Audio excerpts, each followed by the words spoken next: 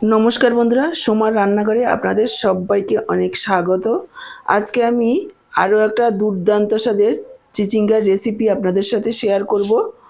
চিচিঙ্গার তরকারি এইভাবে রান্না করলে ভাত রুটি সব কিছুর সঙ্গে খেতে দারুণ লাগে। রান্না করাও একেবারে সহজ। তো চলুন দেরি না করে রেসিপিটা দেখে নেওয়া যাক। চিচিঙ্গার দারুণ টেস্টি তরকারিটা করার জন্য আমি এখানে নিয়েছি 3টে চিচিঙ্গে, 500 গ্রাম ওয়েট।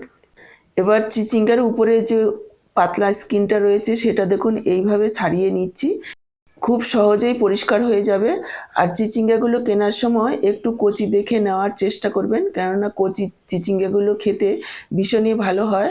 আর যদি ভেতরের বীজগুলো খুব বেশি একটা শক্ত হয়ে যায় তাহলে ভেতরের বীজের অংশটা ফেলে দিয়ে তারপর রান্নাটা করতে হবে, তাহলে খেতে ভালো লাগবে।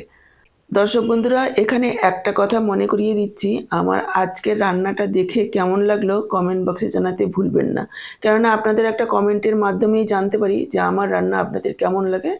ভালো লাগলে অবশ্যই একটা লাইক করে শেয়ার করে দেবেন। আর আমার থেকে এইরকমই নিত্য নতুন রেসিপির আপডেট পেতে চ্যানেলটাকে সাবস্ক্রাইব করে সাথেই থাকবেন। বেল বটনটা অল করে দিলে আমার দেওয়ার যে কোনো রেসিপির আপডেট সবার আগে আপনাদের কাছে পৌঁছে যাবে। দেখুন চিচিঙ্গাগুলোকে উপর স্কিনটা ছাড়িয়ে দুমাথা কেটে আরও একবার ধুয়ে নিয়ে চলে আসলাম, কেননা অনেকটাই সবুজ খোসার অংশ গায়ে লেগে থাকে। এরপরে এই কাটার পরে আর ধুবো না। এবার চিচিঙ্গাগুলোকে এভাবে এভাবে দুফালি করে তারপর এইভাবে ডুমু ডুমু করে কেটে নিচ্ছি, প্রায় 1.5 ইঞ্চি অন্তর অন্তর। তবে আমি এইভাবে কেটে নিচ্ছি, আপনারা চাইলে আপনাদের পছন্দ মতনও কেটে নিতে পারেন। চিচিঙ্গাগুলো কেটে নিয়ে আমি রান্নায় চলে যাচ্ছি। আর যা যা লাগে আমি রান্নার সময়ই বলে দিচ্ছি।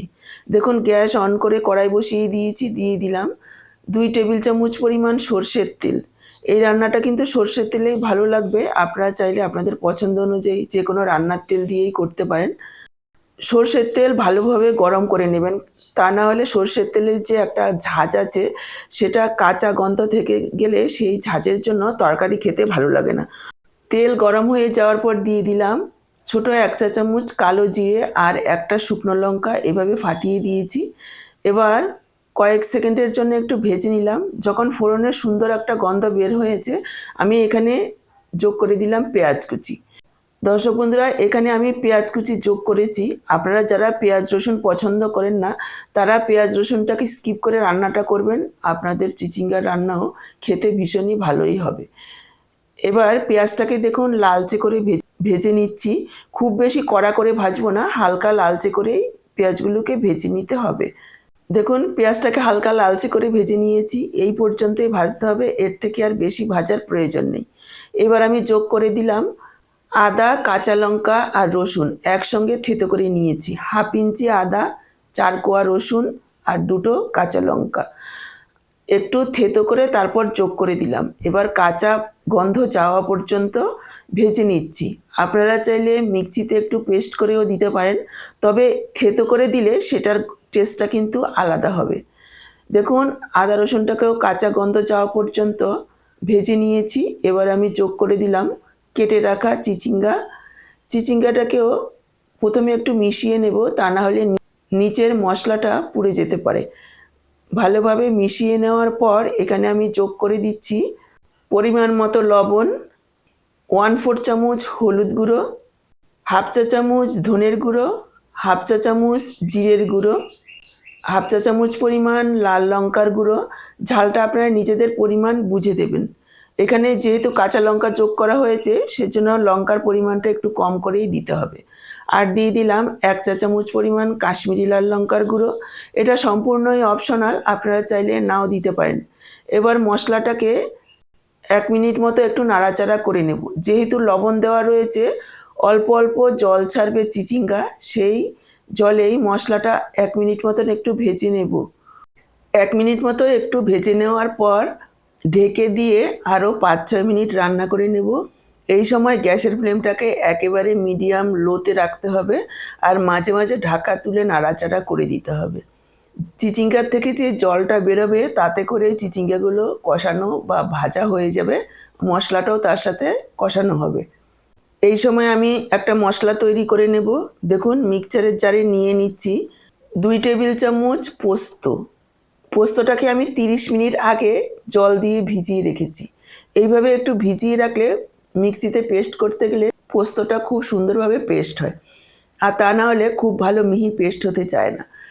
এবার আমি মিক্সচারের জারে নিয়ে নিলাম, সাথেই দিয়ে দিচ্ছি 1 মুঠো কাজু। এখানে 7-8টা কাজু আমি এইভাবে টুকরো করে ভিজিয়ে রেখেছি। আপনারা চাইলে কাজুর পরিবর্তে চারমগজ দিতে পারেন 1 টেবিল চামচ পরিমাণ, তা না হলে কয়েকটা চীনাবাদামও দিয়ে দিতে পারেন। সাথেই দিয়ে দিলাম টক দই। এখানে আমি 2 চামচ টক দই ব্যবহার করছি। তারপর দেখুন এইরকম একটা মিহি পেস্ট তৈরি করে নিয়েছি। চিচিঙ্গাটাকে 5-6 মিনিট এভাবে ঢেকে রান্না করে নিয়েছি। দেখুন অল্প অল্প জল বের হচ্ছে আর চিচিঙ্গাগুলো খুব সুন্দরভাবে রান্না হয়েছে। এখানে প্রায় 50% চিচিঙ্গাগুলো সেদ্ধ হয়ে গেছে আর মশলাটাও খুব সুন্দরভাবে কষানো হয়ে গেছে। এরপর আমি যোগ করে দিলাম পেস্ট করে রাখা মশলাটা। মিক্সচারের জারে অনেকটাই মশলা লেগেছিল, অল্প একটু জল দিয়ে ধুয়ে দিয়ে দিলাম। এবার আরও 1-1.5 মিনিট এইভাবে একটু নাড়াচাড়া করে কষিয়ে নেব। তারপর আবারও ঢেকে 4-5 মিনিট রান্না করে নেব। এখানে আমি যোগ করে দিচ্ছি ছোট 1 চা চামচ চিনি। তারপর মিশিয়ে নিয়ে ঢেকে আরও 3-4 মিনিট রান্না করে নিয়েছি। দেখুন রান্নাটা মিডিয়াম লো ফ্লেমেই করতে হবে ঢেকে ঢেকে, আর মাঝে মাঝে 2-1 বার ঢাকা তুলে নাড়াচাড়া করে দিতে হবে। দেখুন খুব সুন্দরভাবে মশলাটাও কষানো হয়ে গেছে। চিচিঙ্গা সেদ্ধ হতে একটু সময় লাগে। ঝিঙ্গে যেমন খুব তাড়াতাড়ি সেদ্ধ হয়ে যায়, চিচিঙ্গা সেদ্ধ হতে একটু বেশি সময় লাগে। আরও কিছুক্ষণ এইভাবে একটু নাড়াচাড়া করে নিলাম। দর্শক বন্ধুরা, চিচিঙ্গা খাওয়া কিন্তু আমাদের শরীরের জন্য ভীষণই ভালো। শুধু এই বর্ষার সময় পাওয়া যায়, একটা সিজনেই, তাই সপ্তাহে 2-3 দিন অন্তত এই সবজিটা পাতে রাখুন। কেননা সবজি আমাদের প্রতিদিন রান্না করতেই হয়, তবে যেই সিজনে যেই সবজি সেটা খাওয়া কিন্তু আমাদের ভীষণই ভালো। এই চিচিঙ্গাতে প্রচুর পরিমাণে ভিটামিন রয়েছে, যেটা আমাদের শরীরের জন্য খুবই উপকারী। দেখুন আমি নাড়াচাড়া করে নিয়ে ছোট 1 বাটি মোটামুটি 1 কাপ পরিমাণ জল যোগ করে দিলাম। আরও একবার মিশিয়ে নিচ্ছি। এটা কিন্তু কোনো রকম পাতলা ঝোল করব না আমি। আপনারা যেমন ঝোল রাখবেন সেই পরিমাণ বুঝে জলটা যোগ করতে পারেন। ঢাকা দিয়ে আরও 4-5 মিনিট রান্না করে নেব। দেখুন ঢাকা দিয়ে আরও 4-5 মিনিট রান্না করে নিয়েছি। যারা সবজিতে আলু খেতে পছন্দ করেন তারা আলুও যোগ করতে পারেন। দেখুন খুব সুন্দরভাবে চিচিঙ্গাগুলো সেদ্ধ হয়ে গেছে।